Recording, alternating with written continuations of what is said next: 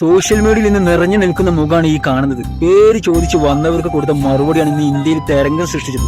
ഇദ്ദേഹം ചില്ലറക്കാരനൊന്നല്ല.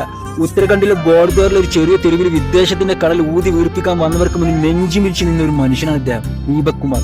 ഇന്ന് ഇദ്ദേഹത്തെ ലോകം വിളിക്കുന്നത് മുഹമ്മദ് ദീപക് എന്നാണ്.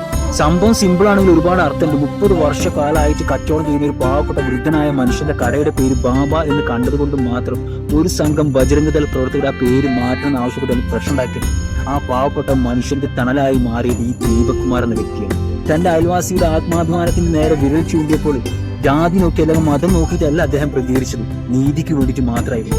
മൂഞ്ചി നിൽക്കുന്ന ബജരംഗദൾ പ്രവർത്തകർ അദ്ദേഹത്തോട് പേര് ചോദിച്ചപ്പോൾ സാധാരണ ഒരു ദീപക് എന്ന് പറഞ്ഞ് ഒഴിവാകുന്നതാണ് കരുതിയത് അവര്. പക്ഷെ അദ്ദേഹം പറഞ്ഞത് മേരാനാ മുഹമ്മദ് ദീപക് എന്നാണ്. അതെ, മനുഷ്യത്വത്തിന് ജാതിയില്ലെന്ന് ഉറക്കെ വിളിച്ചു പറഞ്ഞ മനുഷ്യൻ. ഒരു മുസ്ലിം സഹോദരന് വേണ്ടി ശബ്ദിക്കുമ്പോൾ ഞാനും ഒരു മുഹമ്മദായി മാറുന്നു എന്ന് ഉറക്കെ വിളിച്ചു പറയാൻ കാണിച്ച ആർജവം, അതൊരു കേവലം ഡയലോഗ് മാത്രമല്ല, വിദ്വേഷ രാഷ്ട്രീയത്തിന്റെ മുഖത്തെ ചാടിയനാട്ടി.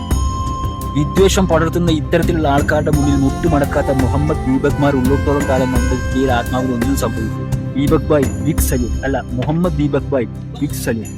ജയ് ഹിന്ദ്.